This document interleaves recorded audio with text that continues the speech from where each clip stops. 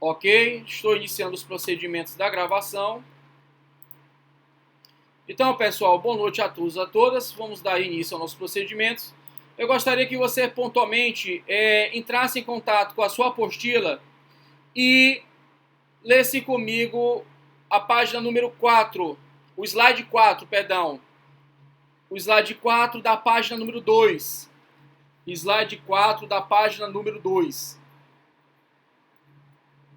Ok? Pessoal, lá no slide da página 2, do slide número 4, eu tenho a informação que tributo é toda prestação pecuniária compulsória. Eu fiz uma videoaula sobre isso, eu acho que eu já externalizei bem essa questão das características que instrui o tributo. Ainda há pouco, eu também dei essa matéria em outra instituição, também pelo mesmo procedimento de videoaula, e o aluno me fez uma pergunta na outra instituição acerca da competência tributária, fazendo a pertinência pontual com a prestação. A pergunta dele foi o seguinte: o poder de limitar, ele limita a competência ou ele cria princípios ou imunidades que, por sua vez, limitam o próprio poder de tributar? E a pergunta dele, dessa instituição, eu da pouco eu dei aula pela tarde, pelo AVA de outra instituição, e eu gostei da indagação dele. Porque realmente, se você pegar o CTN, ele vai te falar que a limitação da competência tributária e a Constituição vai falar limitação do poder de tributar. Então a indagação dele é bastante peculiar e importante para a gente trabalhar. Nesse sentido, eu vou pedir para vocês acessarem pontualmente o artigo 3º do CTN. O artigo 3º do CTN. No artigo 3º do CTN, nós temos pontualmente o conceito legal de tributo. No conceito legal de tributo, nós temos que tributo é toda prestação pecuniária ou compulsória, em moeda ou cujo valor nela se possa exprimir, que não constitua sanção de ato ilícito, instituída em lei e cobrada mediante atividade administrativa plenamente vinculada. Então veja, o tributo ele é na sua essencialidade uma prestação. Só que veja, por ser uma prestação é porque envolve sujeitos de direito, sujeito ativo e sujeito passivo. E nesse interlóquio, nessa referência, o que ocorre? O sujeito ativo é quem? O fisco. O fisco é o sujeito ativo da relação jurídica tributária. O fisco, portanto, pessoal, ele estabelece uma íntima relação com o sujeito passivo no que tange pontualmente a arrecadação, cobrança e a fiscalização do tributo. Só que o fisco, ele é aquele que tem capacidade tributária ativa, mas quem tem a competência é a unidade federativa. Quem tem a competência é a unidade federativa. É ela que tem a competência para te cobrar, para te instituir um tributo. Então, pessoal, ao bem da verdade, não é uma limitação em si o poder de tributar na competência. É uma limitação gerada por meio de princípios e imunidades. Porque a competência tributária, ela já é uma afirmativa do poder de tributar juridicamente delimitado. E os princípios e imunidades, eles vão ser, nesse contexto, pessoal, verdadeiras barreiras para o pleno exercício dessa competência tributária que já foi delimitada pela Constituição.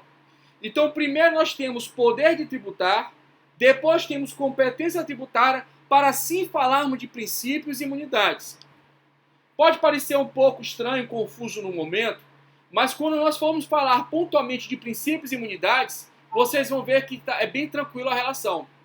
Então, primeiro, eu quero que vocês lembrem do poder de tributar, que foi a aula número 1, lá da faculdade presencial, que faz referência a essa prerrogativa dadas às unidades federativas, dadas à União, dadas aos estados, dadas aos municípios e ao Distrito Federal, para que ele possa, portanto, cobrar, exigir o tributo. Mas para isso tem que ter regras de competência. E essas regras de competência, pessoal, elas são bem delimitadas.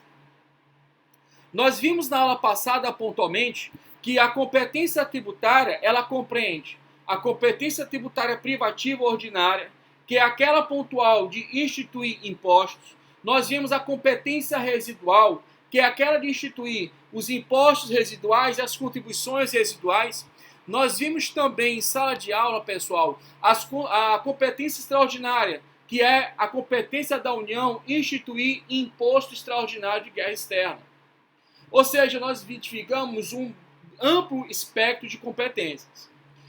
Meu intuito agora, pessoal, é fazer uma revisão inicial e em cima dessa revisão eu começar a trabalhar conceitos novos.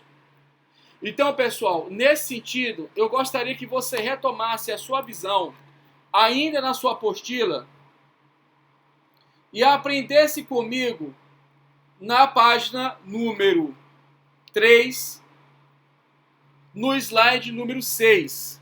Na página número 3, no slide número 6. Ok? Então veja, pontualmente lá nós vamos identificar uma informação bastante crível e importante. Olha só, lá nós vamos encontrar a informação que o Estado exerce atividade financeira. O que é o Estado exercer atividade financeira? Significa dizer que o Estado, pessoal, ele arrecada receitas públicas originárias e receitas públicas derivadas. Então, o Estado, ele tem essas duas mãos, essas duas fontes de absorção de capital. Por que há essas duas formas?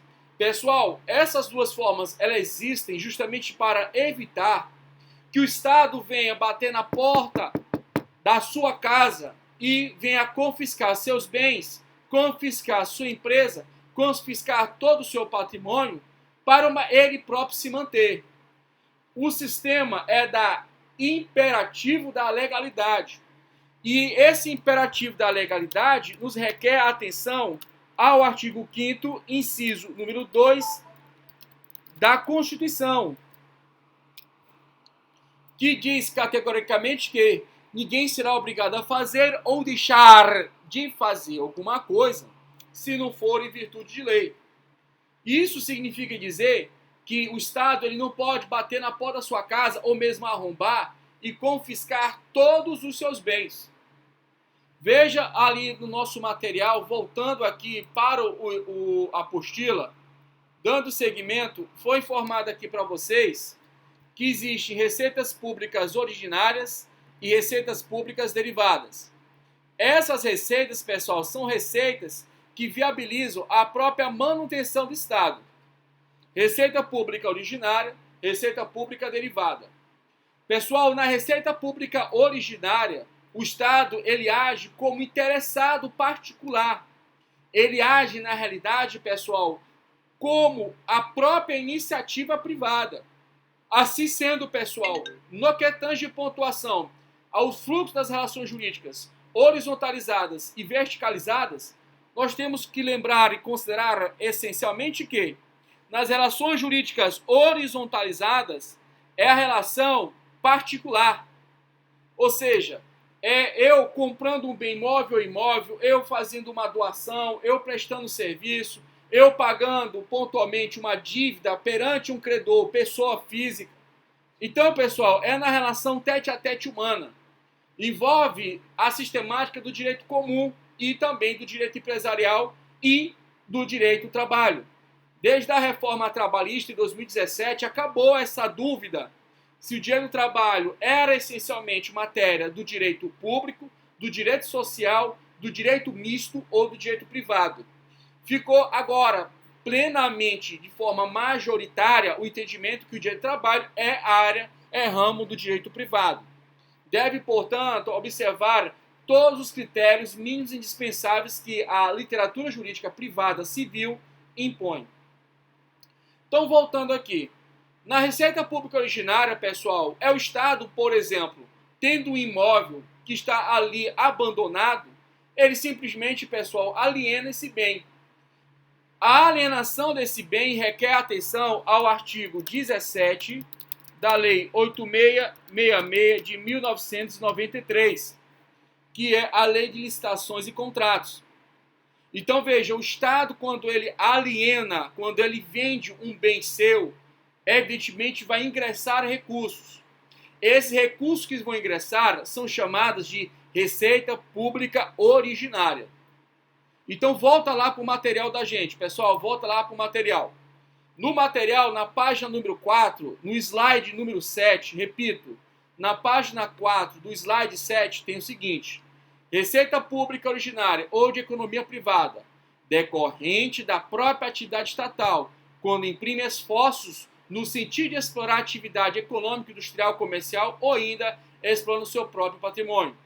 Então veja pontualmente que quando a entidade, isso, Abimael, página 4 do slide número 7. Eu vou colocar aqui também, tá? Pessoal que estiver me acompanhando. Pessoal, então, mais uma vez, a receita pública originária pontua essencialmente que o Estado está ali como um particular.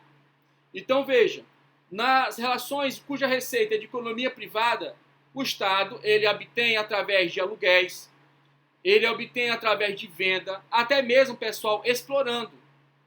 Ele pode muito bem explorar uma atividade de índole econômica e obter recursos que ingressam não como receitas públicas derivadas, mas como receitas públicas originárias.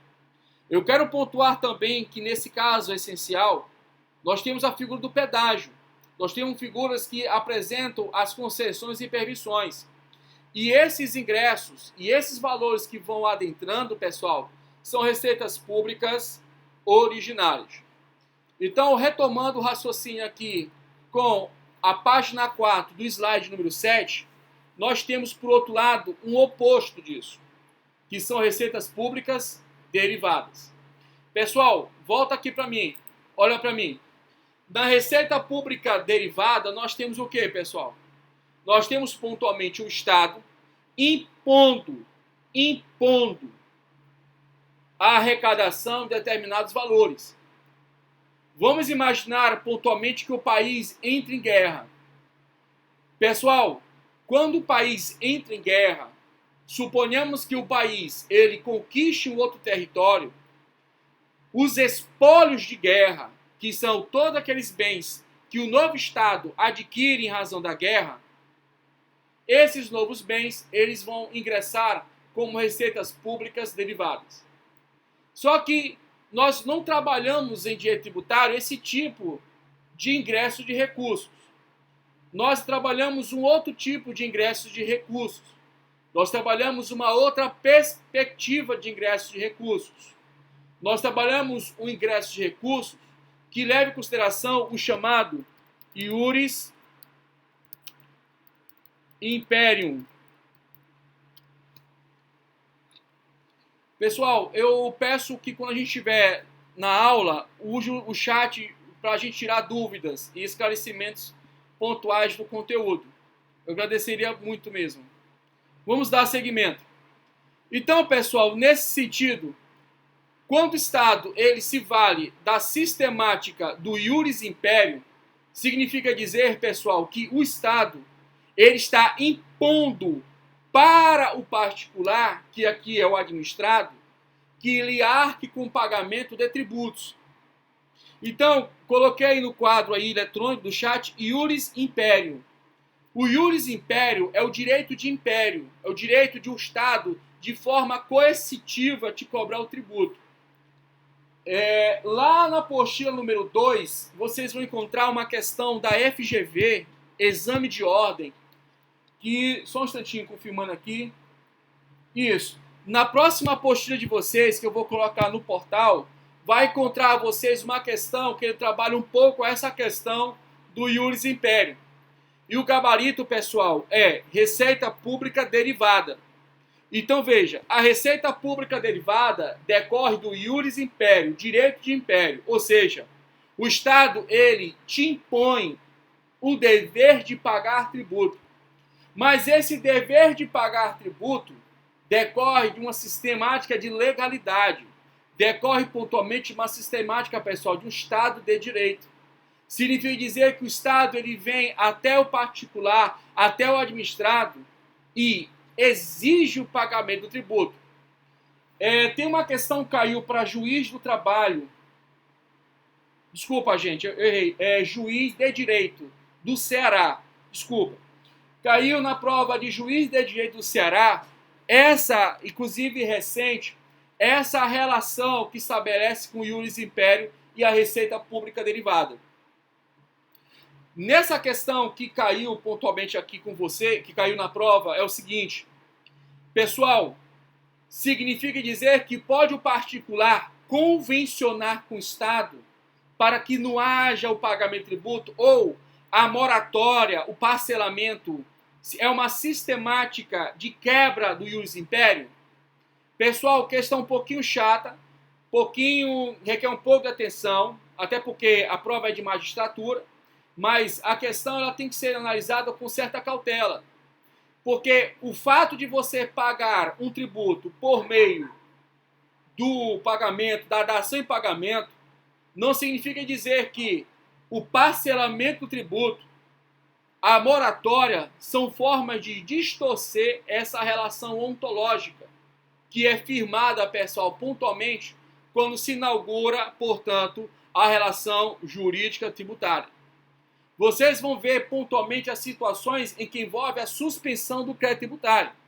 Então veja, quando eu tenho parcelamento do débito tributário, significa dizer que eu devo, não nego, mas parcelo o meu pagamento.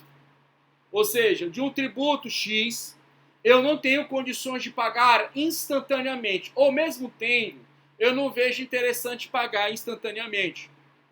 Então o que eu posso fazer? Eu posso parcelar. Assim sendo, eu reconheço a dívida, devo, eu não nego a dívida, não nego, agora, parcelo o pagamento. Essa que é a ideia, esse que é o pensamento. Agora, para finalizar, quando nós falamos pontualmente de receita pública derivada, pessoal, vamos ter muito cuidado com as possibilidades dos particulares estabelecerem contratos com outros particulares em que, por força de um contrato, eu propicio que, por exemplo, um inquilino pague os tributos. Por exemplo, eu tenho um contrato aqui de locação do imóvel. Quando foi entregue lá do meu imóvel lá para o cara, deixei bem claro consignado que ele deveria arcar com o quê? Com o pagamento do IPTU, com o pagamento da taxa de coleta de lixo. Mas vamos supor que ele deixe de pagar esses tributos. Ele deixe de pagar ali o IPTU. Ele deixe de pagar a taxa de coleta de lixo.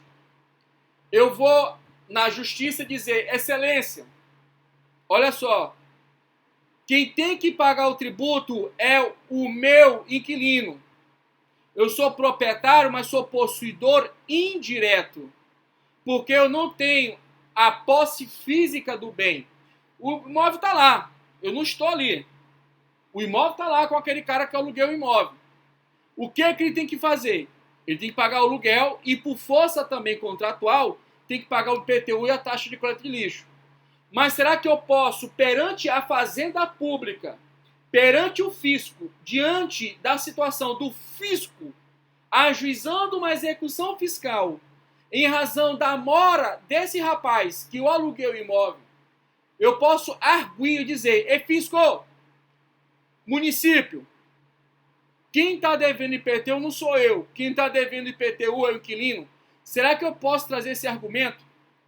Pessoal, se você encontrar na prova de 2020 ou 2021, não passa disso, uma questão ligada a esse tipo de situação, problema, na prova da OAB FGV, por favor, dê o like, converse comigo, porque não é a primeira vez que a FGV faz esse tipo de pergunta.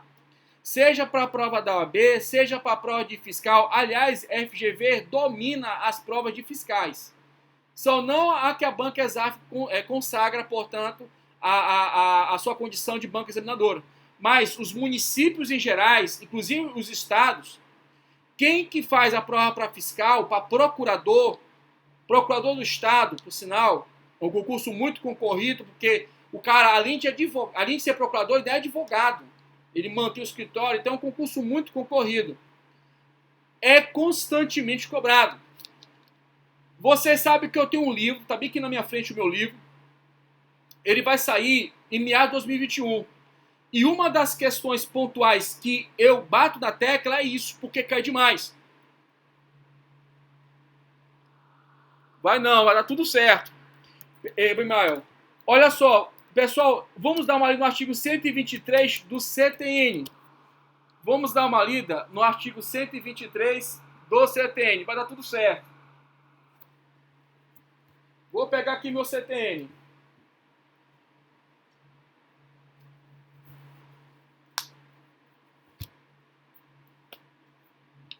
Pessoal, lá no CTN, pontualmente, no seu artigo 123, ele traz para nós uma informação crível, uma informação importante.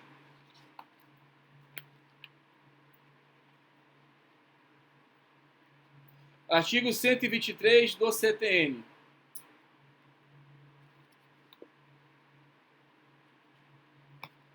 Vamos lá. 74, 74, 95, 127, 126, 123. Pessoal, olha o que diz aqui. Salvo de... Acharam aí? Beleza? Salvo disposição em sentido contrário, as convenções particulares relativas à responsabilidade pelo pagamento de tributos não podem ser opostas à fazenda pública, certo? Para modificar a definição legal, isso aqui é importante você marcar. Meu vadimeco é novo, então vou marcar aqui também. Então vejam. Olha só, Abimael. Vamos aqui. Modificar a definição legal do sujeito passivo das obrigações tributárias correspondentes. Pessoal, eu vou dar para vocês um caso concreto real. No próximo enquete do fórum, vocês vão resolver essa do imposto de importação. Basta você responder, e aí eu boto aqui na minha planilha, ok, que você respondeu. Vou colocar uma questão ligada a isso. E a questão que é ligada a isso aconteceu no município, né, de Florianópolis. Pontualmente que o próprio município, ele era inquilino de um imóvel, cobrou o proprietário do imóvel de dívida contratual de IPTU. Olha a palhaçada, veja só. Suponhamos que eu seja o proprietário do bem imóvel. Eu aluguei esse imóvel para a prefeitura e a prefeitura, pessoal, usou o imóvel durante 5 anos. Nos últimos anos do contrato, ela simplesmente deixou de honrar com o pagamento de IPTU e da taxa de coleta de lixo.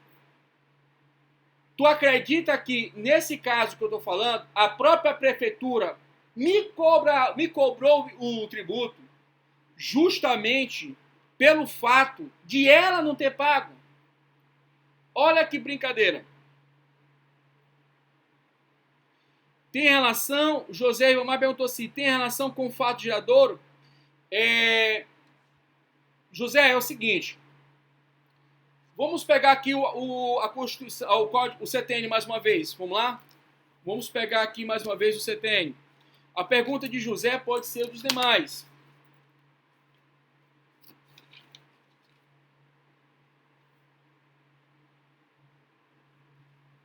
José, vamos ler o artigo 34.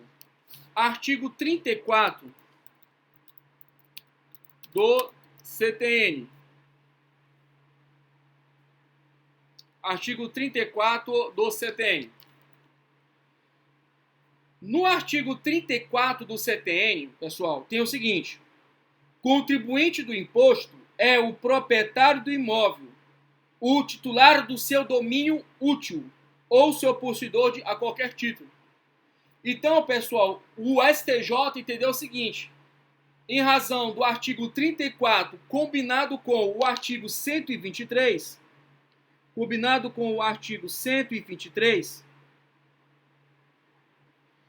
não pode ser alterada a relação jurídica processual tributária. Ou seja, quem é que é o contribuinte? O contribuinte do IPTU sou eu. Independentemente de eu ter feito o contrato de locação com a prefeitura. Então, se é a prefeitura que está me devendo e a prefeitura não pagou, o que eu posso fazer? Eu posso me valer da ação judicial civil para cobrar os valores condizentes ao tributo. Mas perante quem? Perante a prefeitura, mas não me valendo do processo judicial fiscal. Porque quem se vale desse procedimento, gente, é a fazenda pública. E eu não sou fazenda pública. Eu sou um mero mortal. Então eu, como mero mortal, vou me valer das ações cíveis tradicionais. Isso é importante, pessoal. Isso é essencial. Porque, veja, voltando lá para o nosso material. Página 4 do slide número 7. Quando fala que a receita pública derivada decorre do ius imperium, significa dizer pontualmente, pessoal, olha só, que quem vai cobrar o tributo é o Estado, na condição dela de ser o quê, gente? Titular da exação. E ela vai cobrar de quem? Do contribuinte. Então, a lógica do direito tributário, ela é um pouco diferente da lógica civil. Eu não sei se vocês lembram, existe um outro princípio, que é o princípio do pecúnia. Deixa eu colocar aqui. Kevin quer me perguntar alguma coisa. Escreve aí, Kevin. Pecúnia non olet. Pessoal, fica à vontade. Tá? A turma da manhã participou também. O Abimael já perguntou aqui, José. Vão participando. Então, existe o princípio do pecúnia non olet. O que é que esse princípio fala, gente? Esse princípio fala o seguinte: pouco importa se a atividade é lícita ou ilícita. Se há fato gerador, eu cobro. Agora, havendo o fato gerador, eu tenho que identificar quem é o sujeito da relação. Porque mesmo sendo ocorrido o fato gerador, eu não posso cobrar um tributo de qualquer um. Eu tenho que saber quem praticou o fato gerador. Então, o raciocínio dessa jurisprudência do STJ, que está no material de vocês. Eu acredito que está, inclusive, nessa apostila número 1, porque esse material eu dei na videoaula que eu gravei em uma empresa aí que dá curso preparatório para São Paulo. Eu gravei esse videoaula para eles. Então, é o mesmo material. Então, vem aqui conosco. Quando eu falo, portanto, do princípio do pecuniary non olet, eu tenho que levar em consideração que pouco me importa, olha aqui, ó a cena, ó. Pouco me importa o quê? Se a atividade é lícita ou se a atividade é ilícita. O que me importa é o fato gerador. E aí, pontualmente nesse contexto, se há fato gerador, nasce obrigação tributária. Se há obrigação tributária, é porque tem o quê, gente? Relação jurídica. Se tem relação jurídica, eu tenho que identificar o sujeito ativo e o sujeito passivo. José, você entendeu, meu amigo? Não entendendo, a gente trabalha de novo.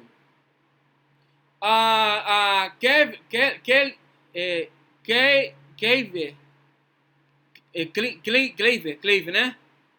É aquele rapaz que pintou de louro, é? Eu acho que é ele. É você? Não. Meu querido, você entendeu? Quer perguntar alguma coisa? Ramon, tá com uma dúvida?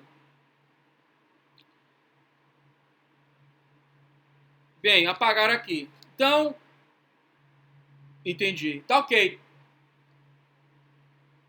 Entendeu também, né? Então o pessoal aqui entendeu perfeitamente. Abimael é um aluno que gosta de rir, gosta de piadinha, né? Abimael tem uma figura.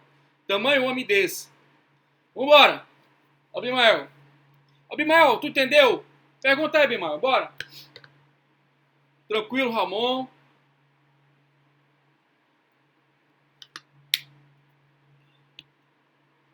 Tranquilo, né, Bimel? Pessoal, essa viagem acabou que eu falei para vocês que ia fazer uma viagem, acabei que eu não fiz. Enfim, era para Brasília. E acabou que esse coronavírus aí parou, foi tudo. Mas depois a gente conversa isso aí, tá? Porque a aula de videoaula é bem ritmada, é bem diferente. É muito conteúdo e ela é bem ritmada. Inclusive, vocês têm a vantagem de ter essa videoaula para depois assistirem. Vamos lá, vamos seguir em frente. Pessoal, então feito isso, eu queria prosseguir aqui com vocês. E eu queria que vocês me olhassem aqui a página número 7. Deixa eu colocar aqui. A Abimael me deu uma ideia muito boa. Olha só, vou fazer isso aqui, ó. Página 7. O slide é o slide 13. Boa, Abimael. Vou colocar aqui no quadro virtual. Página 7 e slide número 13. Beleza, pessoal? Olha só. Aqui fica claro que o sujeito ativo é quem, gente? É a pessoa jurídica de direito público interno. Só que aí em cima tem o fisco. Por que a expressão ali foi usada fisco? Pessoal, a expressão fisco ela é usada de forma clássica, até em Portugal. Eu, para terminar aqui meu mestrado, eu tive que fazer uma pesquisa por fora. Então, veja, até em Portugal usa essa expressão, não é uma expressão brasileira não vai por aí não. Muita coisa do direito, ela é universal.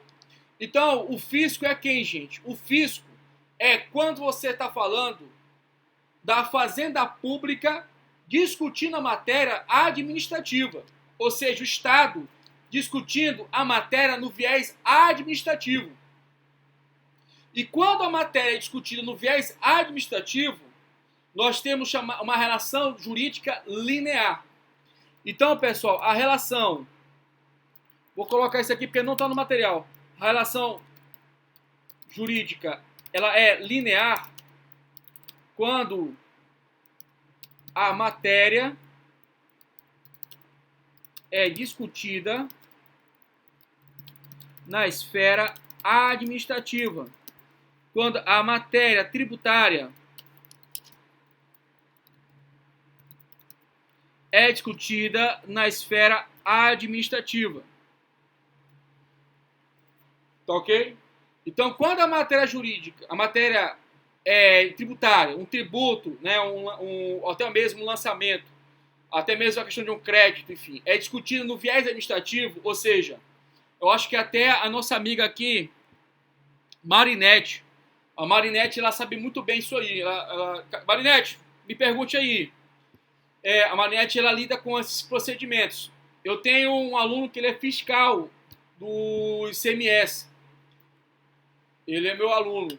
E às vezes ele me acompanha. Então, veja, a matéria, quando ela é discutida no âmbito, a matéria tributária é discutida no âmbito administrativo, ou seja, no processo administrativo fiscal, a relação jurídica é linear. Por que ela é linear? Porque não há a figura do Estado juiz para mediar e identificar a quem compete o direito. Não existe a formação de uma relação jurídica do qual nós temos aí o Estado juiz, o autor e o réu. Nós não temos essa relação. Nós temos na linear o Estado administração e do outro nós temos o que, gente? O administrado. Nós temos o Estado administração e do outro administrado. Volta comigo aí para essa página número 7, slide 13. Do outro lado, pessoal, nós temos como sujeito passivo quem, gente? O contribuinte ou o responsável tributário. Eu lembrei de uma questão pontual. Pessoal, o terceiro, e não obstante ele não ser contribuinte ou responsável, ele tem algum dever instrumental, ou seja, uma lei que impõe o cumprimento de uma obrigação acessória, por exemplo, prestar informações para o fisco. Vou repetir a indagação. Você sabe que o sujeito passivo é quem? O contribuinte e o responsável. Eu posso dizer que o terceiro também tem algum tipo de obrigação, por exemplo, acessória, perante o fisco? Pergunta chata, né? Caiu para a prova de fiscal. E aí? Vamos lá. O que vocês acham? O terceiro, ele pode estar inserido numa relação jurídica tributária? Sim, não, talvez. Hein, pessoal? O pessoal agora ficou tímido. Vamos aqui ao artigo 147. Ao artigo 147. Ao artigo 147. José acho que vai responder aqui. Pode. Abimael. E Abimael está certo. Pode. Abimael está correto. Vamos aqui ao artigo 147 do CTN. Aliás, Abimael foi o único que acessou mais vezes o AVA. Vamos esperar que vocês também acessem, né? O artigo 147, pessoal, diz o seguinte: o lançamento é efetuado com base na declaração do sujeito passivo ou de terceiro, quando um ou outro, na forma da legislação tributária, presta à autoridade administrativa informações sobre matéria de fato indispensáveis à sua efetivação.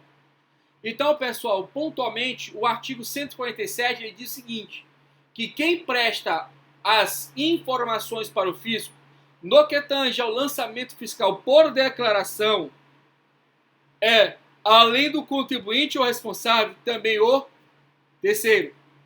Então, pessoal, olha que informação importante. Ela é até legal colocar no caderno. Já caiu para a prova de fiscal. O terceiro, pessoal, ele não é contribuinte e nem responsável tributário.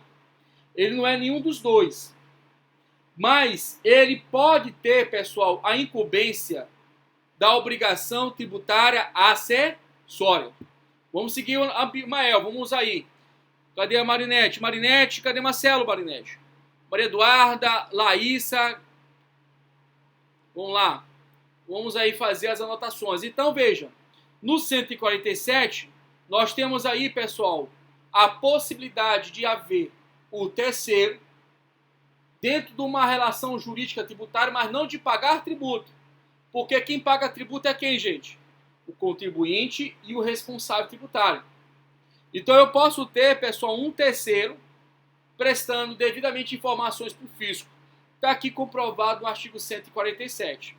Agora, o terceiro ele não é, pessoal, a não ser que o terceiro tenha um comportamento de contribuinte ou responsável e venha a exigir o dever de pagar o tributo. Tá? Então, pessoal, no lançamento misto ou por declaração, é possível que o terceiro seja obrigado a prestar informações ao fisco. Tá ok? Na regra, quem pratica o dever de cumprir obrigação tributária principal, que é de pagar tributo, e a obrigação tributária acessória, que é de prestar informações, praticar determinados atos em prol da fiscalização, quem pratica a acessória, em regra, é o contribuinte e o responsável, porque são esses que pagam o tributo. Então, pontualmente, eu tenho a figura terceiro também, prestando informações ao fisco. Tá? O que seriam as obrigações acessórias? Pessoal, vocês têm aí um mês e algumas coisas, para realizar o que, gente? A declaração do imposto de renda. A declaração do imposto de renda, quem que declara, gente? Todos nós.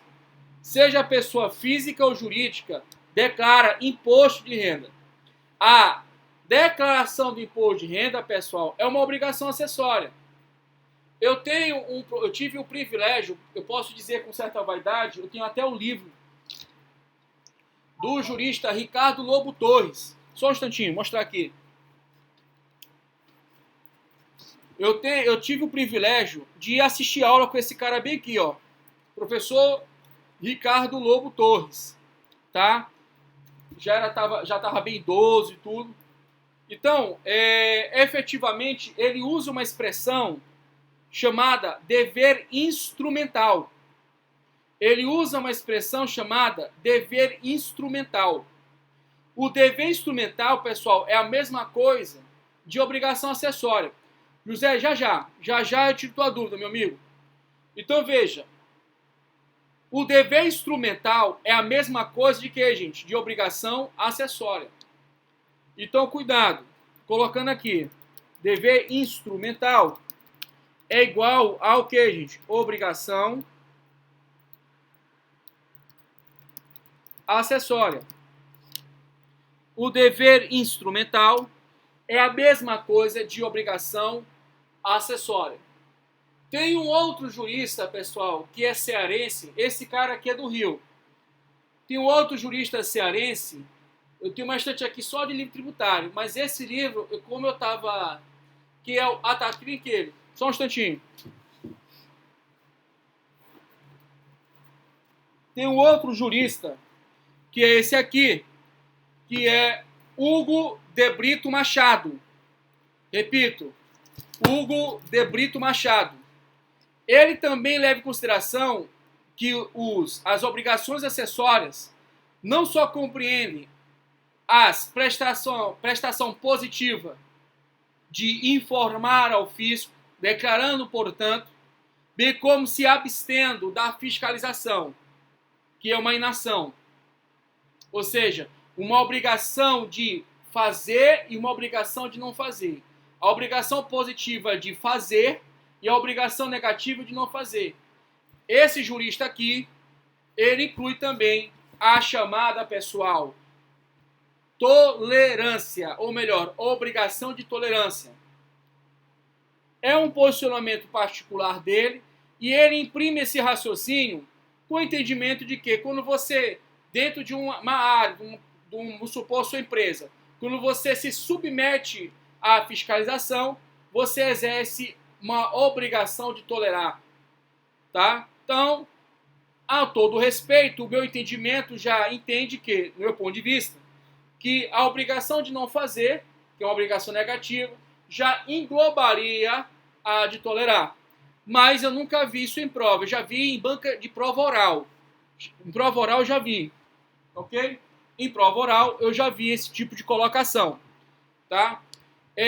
Deixa eu verificar aqui, José Ribamar Gomes Neto. O locatário, quando interessado, quando o fisco cobra ao contribuinte o que não devido. Eu não entendi a pergunta, José, mas eu acho que é em razão do artigo 123. José, é o seguinte, o artigo 123, ele fala o seguinte, ele diz o seguinte, pouco importa eu e você, José, nós aperfeiçoarmos um contrato que diz que você vai ser obrigado a pagar tributo. Não interessa, pode ser um comodato, não precisa ser locação. Pode ser um comodato. Então, veja, pode ser, inclusive, pessoal, um mútuo, não interessa também. Não interessa o que eu e você, para o fisco. Para o fisco não interessa o que eu e você convencionamos. Não interessa para o fisco. O que interessa para o fisco é o que o CTN, ok? É o que o CTN diz, olha, houve a formação da relação jurídica tributária em que eu sou proprietário do bem imóvel. Então, eu que sou, portanto, titular na condição de contribuinte do IPTU.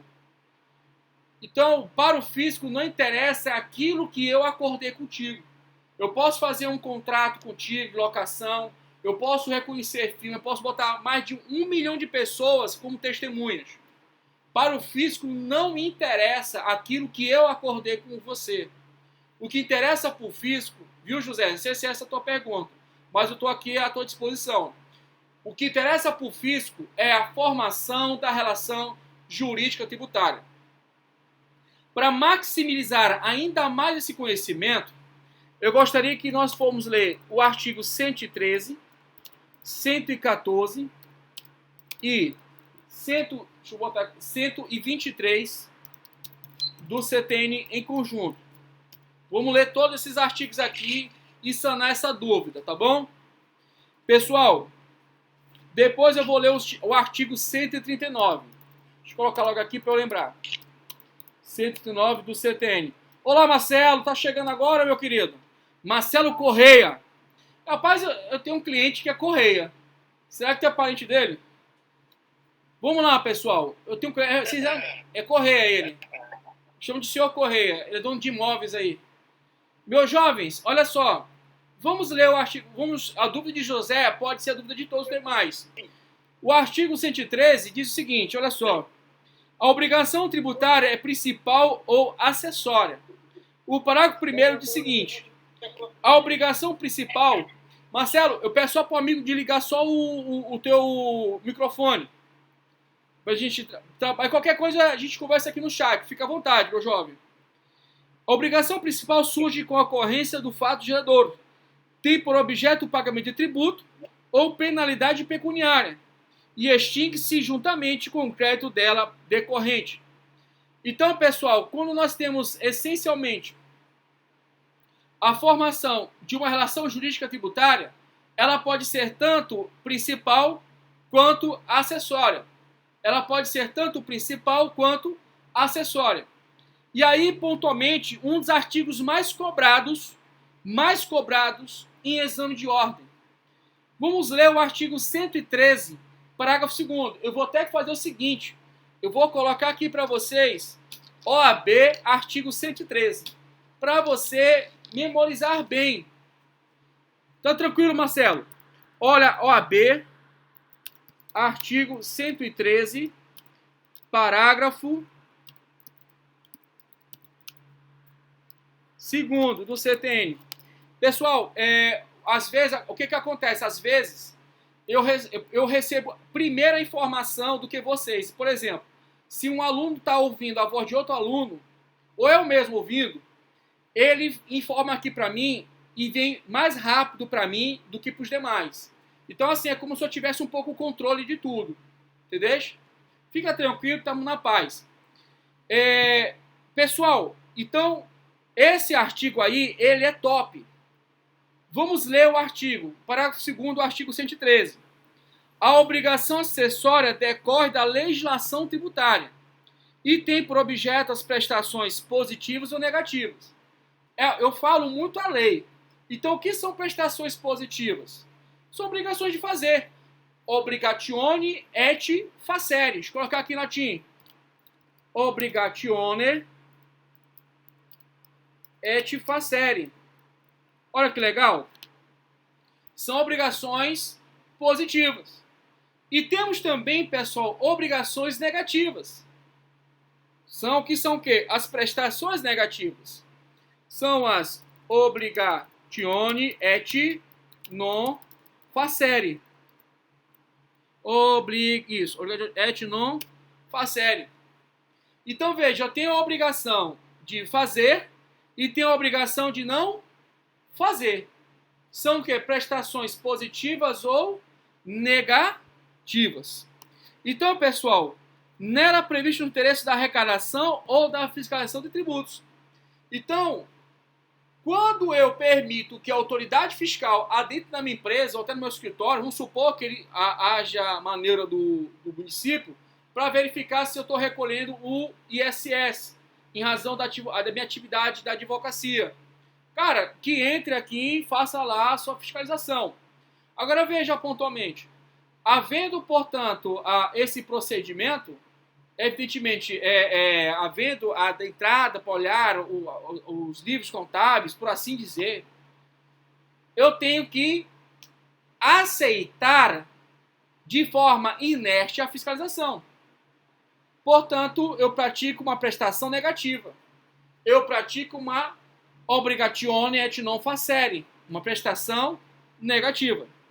Agora veja, pessoal, vamos supor pontualmente, eu sou empresário do artigo 966 do Código Civil, que diz o seguinte: considera-se empresário quem exerce profissionalmente a atividade econômica organizada para a produção ou a circulação de bens ou de serviços. Ponto, fecha aspas.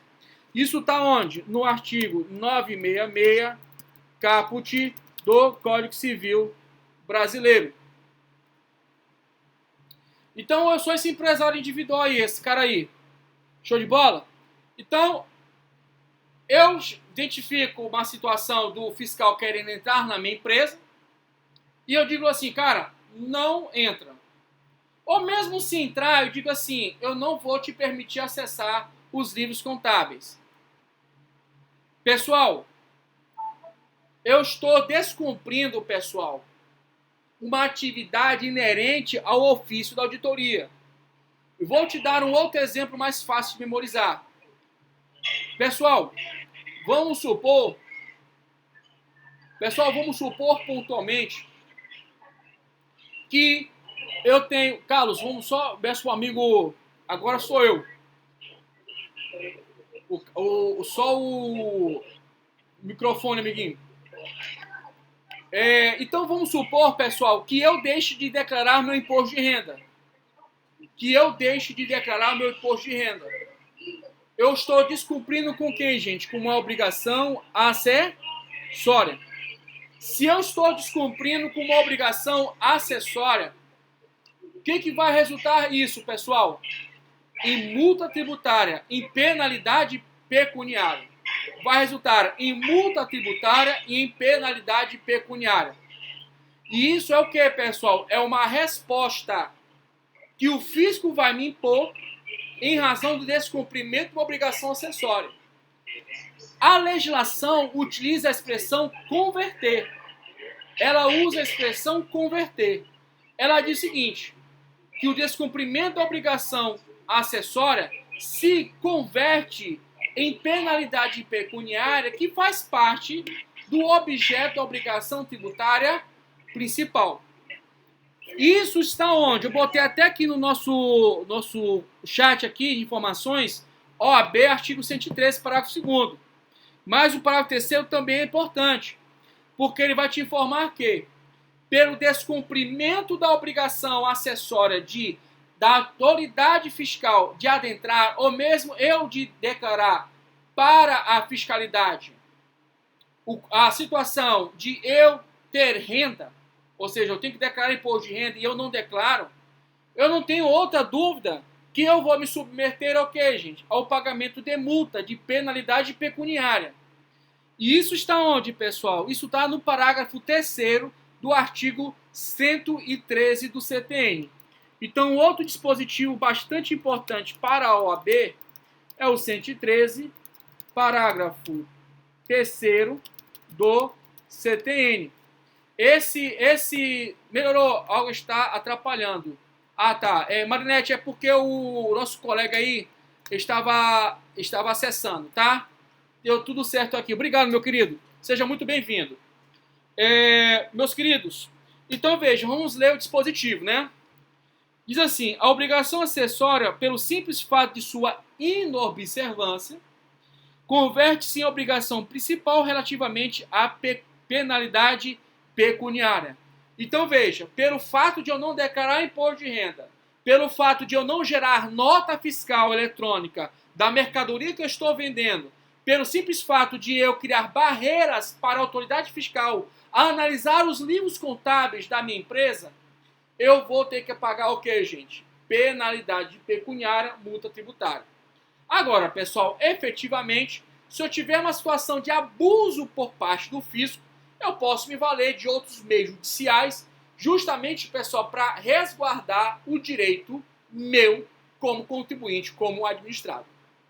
Esse artigo 113 você tem que dominar. É um dos artigos mais cobrados. Eu te falo por 10 anos de experiência na área, como professor. Tá ok? Seja em faculdade, seja em curso preparatório. Pessoal, vou dar seguimento e vamos ler o artigo 114. Tá? Olha o que diz o artigo 114. Fato gerador da obrigação principal é a situação definida em lei como necessária e suficiente à sua ocorrência. Então, o artigo 114, pessoal, é um artigo importantíssimo para nós compreendermos a nossa matéria. O artigo 114, ele fala, pessoal, do fato gerador. O que ele está dizendo? Que o fato gerador é uma situação necessária e suficiente para a sua ocorrência. E essa situação, pessoal, tem que estar prevista em lei. Mas eu queria sintetizar de forma mais ampla, indicando praticamente 90% dos casos que são fato gerador da obrigação tributária principal. O que seria o fato gerador da obrigação tributária principal dos 90% dos casos? Pessoal, são as situações que são chamadas de revelação de riqueza. Cara, isso cai em prova. As situações em que revelam riqueza, as situações que revelam ganho de capital, lucro, propriedade, circulação de mercadorias, transmissão de bens. Pessoal, independente mesmo por exemplo, suponhamos que haja o Dwight de Saicine. Dwight de Saicine. Lá do artigo, pessoal, lá do artigo 1784 do Código Civil. Dwight de Saicine. Mesmo que ocorra o fenômeno da sucessão mortis causa. Meu amigo, transmitiu a propriedade, vai pagar ITCMD, que é, pessoal, um tributo estadual, um imposto estadual. Cara, pro fisco não tem conversa. Se tem riqueza, se tem propriedade, se tem transmissão, se tem operação financeira, meu amigo, não interessa pro fisco, vai pagar tributo. Vai pagar tributo. Não tem mistério, não tem mimimi. Vai pagar tributo. Vai arcar com o pagamento do tributo. Não tem conversa. Não tem mimimi. Agora, existem situações, pessoal, que não demonstram revelação de riqueza, mas mesmo assim, pessoal, há ocorrência do dever de pagar tributo. Vamos supor, por exemplo, o fenômeno guerra externa. A turma de uma outra instituição me perguntou, também pelo esse procedimento do AVA, a situação de calamidade pública. Pessoal, tá boiando. Calamidade pública, pessoal, é fato gerador de tributo. Então veja, pessoal, pode haver empréstimo compulsório. Empréstimo compulsório, ou seja, eu pegar o meu dinheiro e emprestar compulsoriamente para o fisco federal em razão do coronavírus. Eu posso sofrer isso. Porque foi reconhecido a situação de status de calamidade pública. As pessoas esquecem do direito tributário. Eu fico muito triste. Eu tive uma situação pontual de uma cliente consumidora, pessoa física, que a gente conseguiu fazer a restituição, pessoal, de quase 15 mil reais. 15 mil reais. Então veja, isso está onde? Isso tem que estar em algum lugar. E está na Constituição e no CTN. Bora ver? Bora olhar? Então, pessoal, vamos torcer para que ninguém traga essa ideia para o presidente. Porque além de estar tendo uma recessão econômica mundial, a possibilidade está na Constituição e no CTN de ser cobrado empréstimo compulsório. O que eu falo, eu provo. O que eu falo, eu provo. Vamos aqui à Constituição. Vamos à Constituição. Pessoal, leiam comigo o artigo 148 da Constituição Federal de 88. José, mais dois alunos querem me perguntar não sei o que aí. José me perguntou, os outros dois deixaram de me perguntar. Mas pergunta, gente.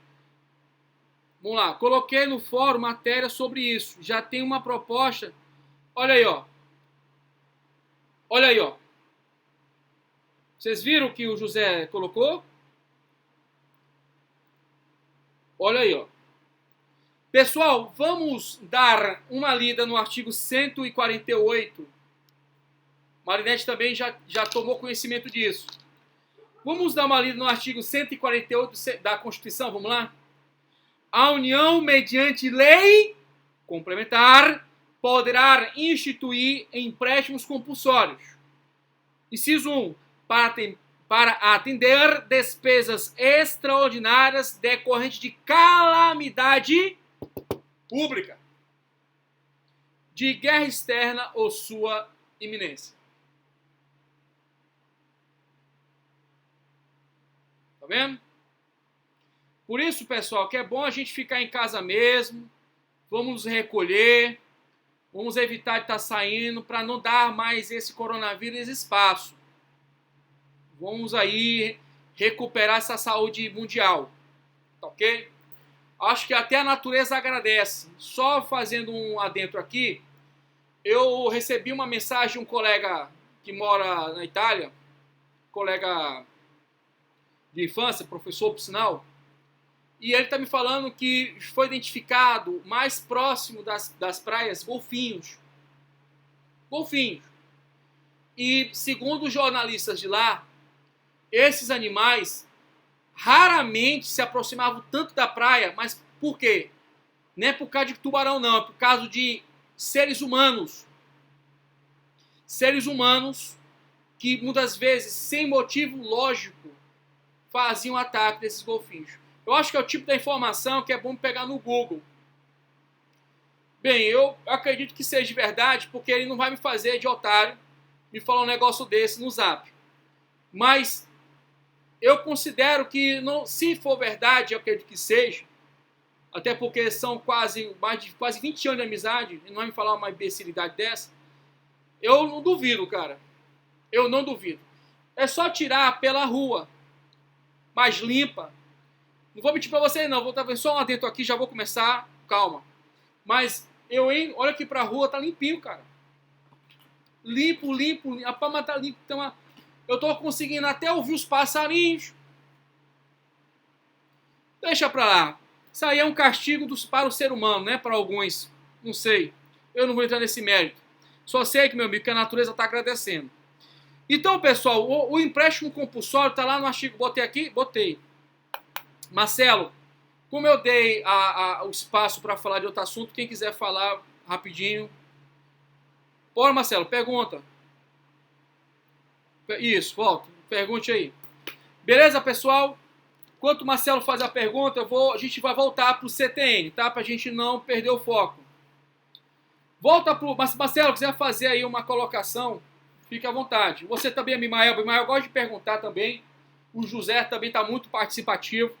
Fique à vontade aí vocês. Abimael, José, a Marinete também, tá? Ramon. Aliás, aumentou aqui o público, né? Nós tínhamos 5 alunos, entraram 4, né?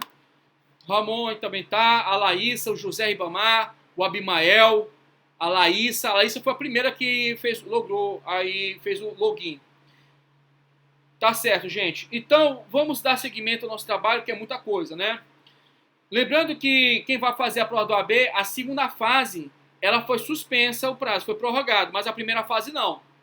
Eu, inclusive, pessoal, eu tenho um grupo de alunos que eu tô dando aula aí pelo portal, pelo Skype. Estou dando aula pelo Skype para eles. Então, assim, o pessoal está estudando, tá? O pessoal está estudando mesmo. Pessoal, artigo 114. Vamos agora artigo 130, cadê? 139. Isso, eu não li esse artigo. Artigo 139 do CTN. E aí, feito isso, nós vamos avançar. Tá bom? Artigo 139 do CTN. O artigo 139 do CTN diz o seguinte, gente. O crédito tributário decorre da obrigação principal e tem a mesma natureza desta. Pessoal, em razão desse dispositivo, como ele requer algumas informações associadas, vai para a tua apostila.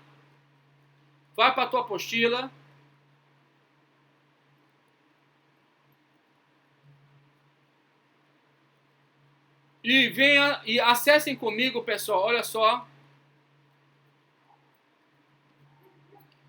A página número 28, slide 55.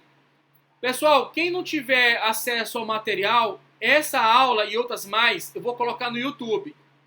Deixa eu colocar logo aqui o ambiente virtual do YouTube para vocês.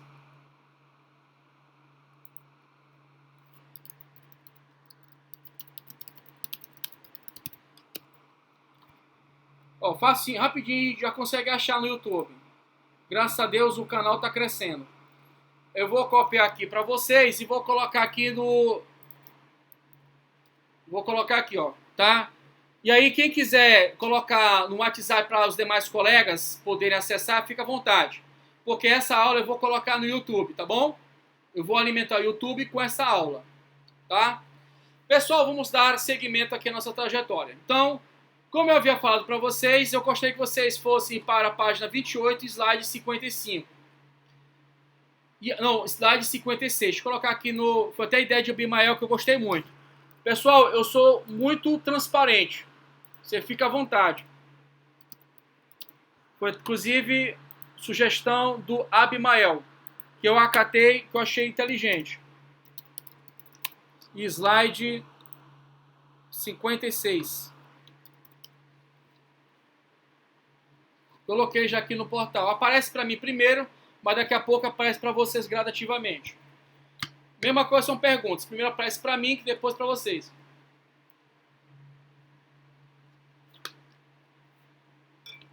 Vocês identificam nesse slide, pessoal, uma informação bastante peculiar. Fato gerador, FG, OT, obrigação tributária, CT, crédito tributário. Então, vamos colocar aí, FG é fato gerador, OT, obrigação tributária e CT, crédito tributário. Tudo bem?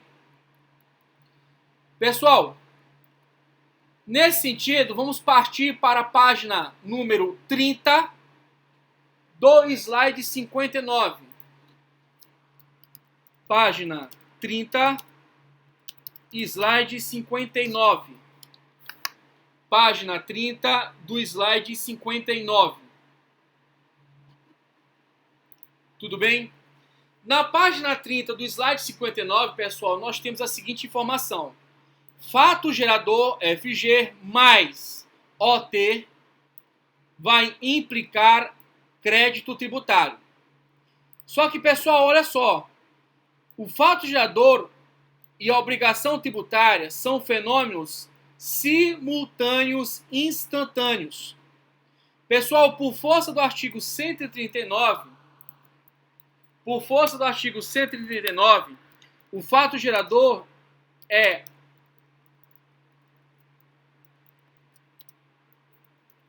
jogar aqui, é simultâneo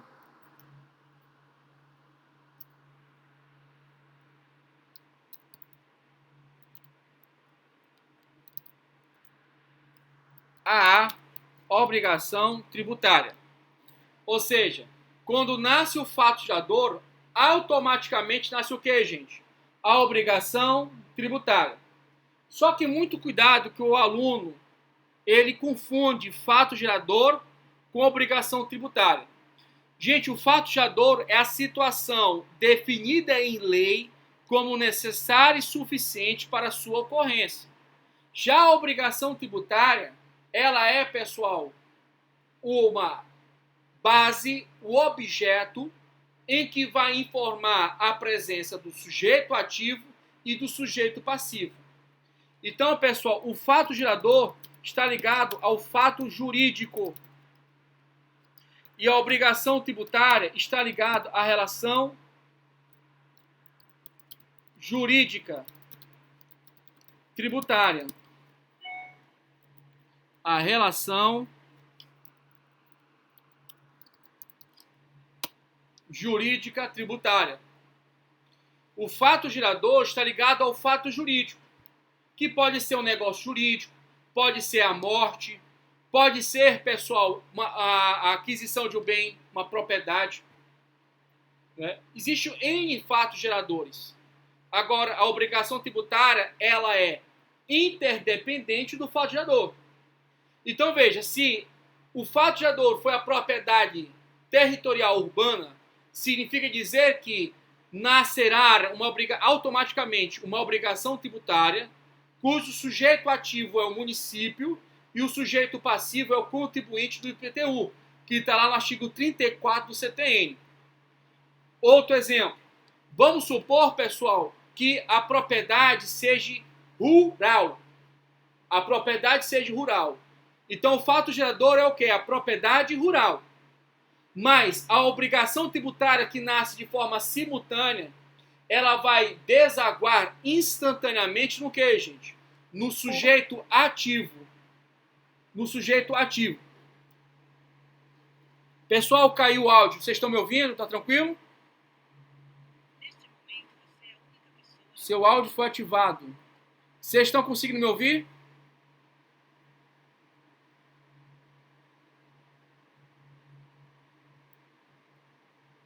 Bem, ninguém falou nada, então vou continuar. Então, pessoal, o sujeito ativo é sempre quem, gente? O titular da competência tributária para exigir o tributo. Então, veja, no ITR, quem é o sujeito ativo? O sujeito ativo, pessoal, é quem? O sujeito ativo é a União. A União. E o sujeito ativo do IPTU é o município. Ficou claro? Agora, vocês vão ver que o Distrito Federal, diante da competência cumulativa ou múltipla, ele também é sujeito ativo do IPTU. Tudo bem? O Distrito Federal, em razão da competência cumulativa ou múltipla, é também sujeito ativo. Pessoal, eu estou verificando aqui que já está no nosso intervalo, né? Já são 8h13, 8h20 praticamente. Vai chegar aqui daqui a pouco. Então, eu vou dar um intervalo. Estou vendo aqui que saiu o número de... Ó, Maria Eduarda saiu, voltou. Abimael. Será que houve algum problema de conexão? Eu acho que não. Então, pessoal, eu vou dar um intervalo. Marinete, está tudo bem?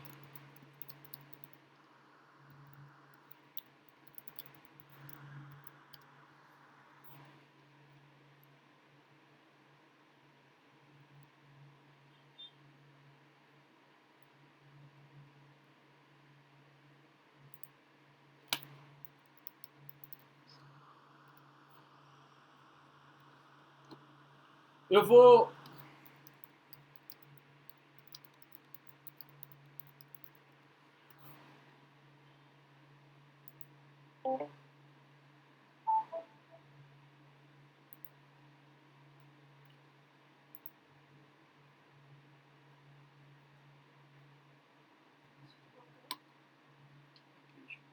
Não tem ela ainda. Vou dar um intervalozinho já. 1, 2, 3. Testando.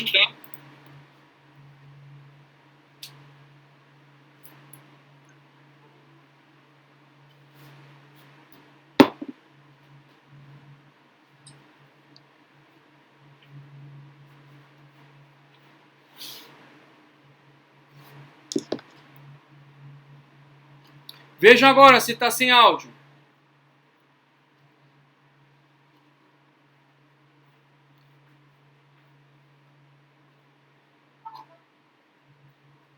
Tá com áudio, né? Então, pessoal, fiz aqui a reconexão. Agora, de 9 alunos, ficaram 6. Abimael, está me ouvindo? Abimael, aqui tá sem áudio, Abimael.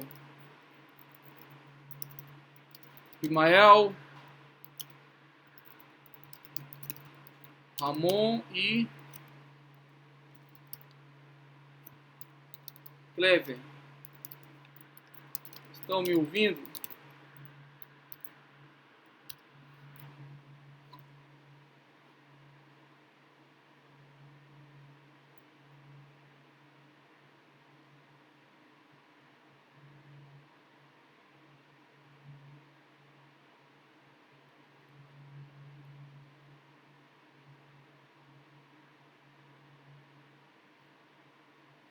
Pessoal, a Marinete, você pode dizer para eles que eles podem usar o celular como forma de assistir a aula.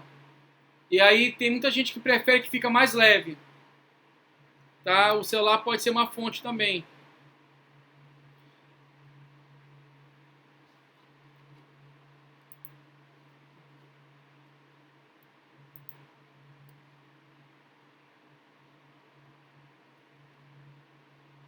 Clever, não, professor, tá mudo.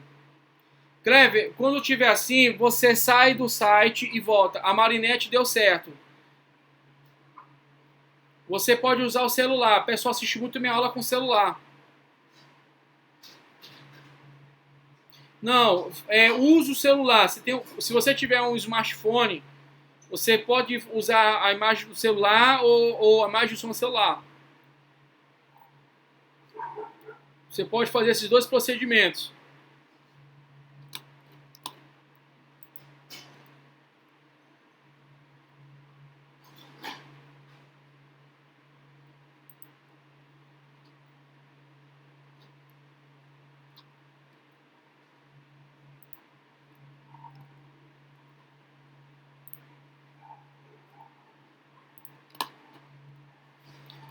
Bem, vou só parar um pouco esse vídeo, a gente continua no próximo bloco.